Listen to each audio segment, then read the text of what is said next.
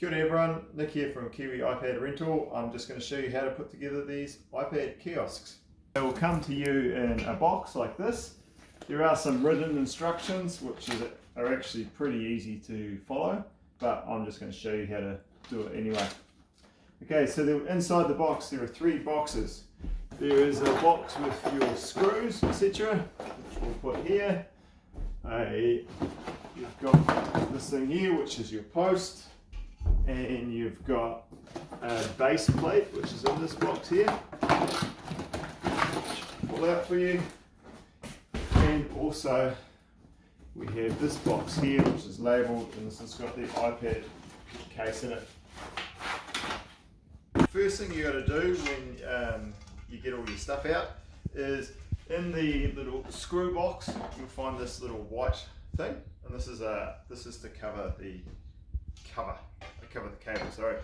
So on this thing here, you see down the bottom at one end, the back, there's a little notch. So this is the back, and you have to make sure this little notch is on the back.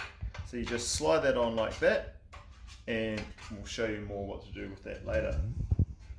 So this is going to be the post of the kiosk. Now obviously we want to power the iPad. So to get power to the iPad we need to run this cord. So run this down to the bottom.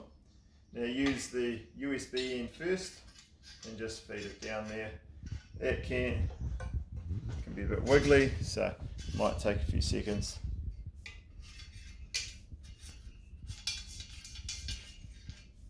Keep feeding it through until it comes out the other end like you can here. Sometimes gravity is your friend, sometimes you just have to bang it around a bit. Cool, so next step, and get a bit of space at the end there. Next step is to attach this to the base. So I'm just going to pull this right up out of the road so you can see what's happening. And that little cavity there is a nice safe space for the cables to come out. So all you've got to do now is screw these on. So you get there's an Allen key in the box. Get your screw ready to go. Make sure you're screwing into, you can see there's this, it's countersunk like this, so the screw goes in nice and flat. If you screw in the wrong way, you can see the screw's not nice and flat, so you'd work that out pretty quickly regardless. There's a few angles to line up here, so this is probably easier as a 2-man job, but we'll just do it as a 1 or a 2-person job, sorry, and we'll just do it as a 1-person job today.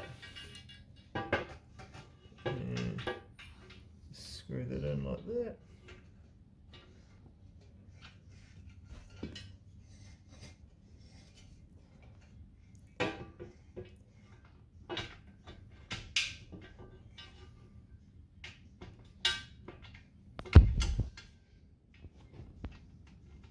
Go, found it now. And you just use the Allen key to tighten it. Then you just bring the cable cover down, and you've got a nice flush base there which we can plug in the charge. Alright, so the next step is we've got to get this the head unit on. And the head unit will go on like this, obviously. So there's a couple of steps to this. The easy one is, firstly, the head unit itself comes in 2 pieces. The kit comes with a key, and you can use this key to open it, and we'll pull it apart just for ease. Right now, and we're only going to put on this back part. And just a tip, this part here with the screw and the key, this always goes at the top. You're going portrait, and obviously, and then if you want to go landscape, you can obviously screw it on landscape as well, but most people use portrait. So there's in here, you see there's these little tiny short screws. So these are what you'll use to screw this to this. And I will show you like this. I recommend, you can probably find somewhere better than this, but finding sort of a flat surface to line these up. And then you line up the thing like that and just screw them in. So here we go, I'll get in the first one.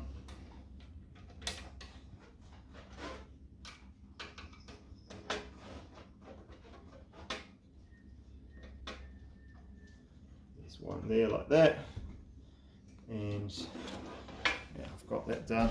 I'll probably just pick number 2 up nice and easy like that.